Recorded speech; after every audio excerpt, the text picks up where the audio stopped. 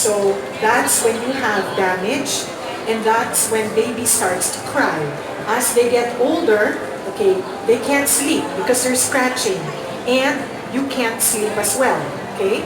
So it's very important that we recognize what is dry skin. And what actually causes dry skin? Okay, it's lack of water. And it's not oil. So don't oil your, just putting, so it's water that's lacking. It gets out of the skin.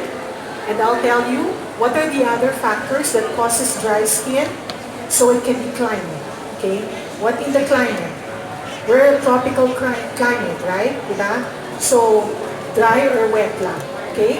And what happens is when there's a change of weather, that's when the skin tends to change, the humidity, okay? When you also have excessive contact with water. So it's not just putting the water, but too much water. So when your older kids, okay, start going swimming, and you see their fingers are already, wrinkled, that means water is going already out of the body because you're already having too much water in your skin. And of course, certain substances. And what do we put on our skin? Okay, like soap, or cleansers that we use. So it's very important. And for us, of course, in our clinics, okay, when patients come in, sometimes they're on certain medications or they're putting certain creams. Okay, so as I was saying, it's the external factor, the environment, or internal, okay, and some people can be affected. I'm sure most of you have experienced, okay, having dry skin. Okay, at one point in your life as mommies, and you would be able to identify in your babies what is dry skin. And usually you will see it on the legs, on the arms. In our young babies, you'll see them on the face because that's the exposed area. So you'll see it on the cheeks, okay? And sometimes also there are certain conditions that we see the young, when they're born, maybe you already have dry skin. Okay.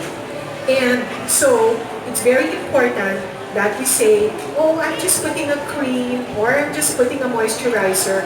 You must be aware also that all these things, even it's not something that you take, okay, it's something that you apply on the skin, it can still be toxic, okay? And that's very important, especially with our young babies because the ratio of the surface area of the body is different. So we have their smaller, so you put a greater amount on their skin. And of course, baby skin is much, much thinner. That's why as we get older, we say, I want to have baby skin. Because it's like very smooth and fine, right? And here's just a list. I'm sorry it's a little small, but I just wanted to show you that even certain things, even like alcohol, okay, you're saying, okay, it's just something you put on top of your skin. But, and it's let's say we want to use it, it's an antiseptic, okay, but here, when you have a pointer there, okay, it can even cause necrosis. You have too much alcohol on your skin. A good example are certain ingredients also, like you're saying sometimes we have like burns. You put a burn cream on your skin, example like silver sulfadiazine.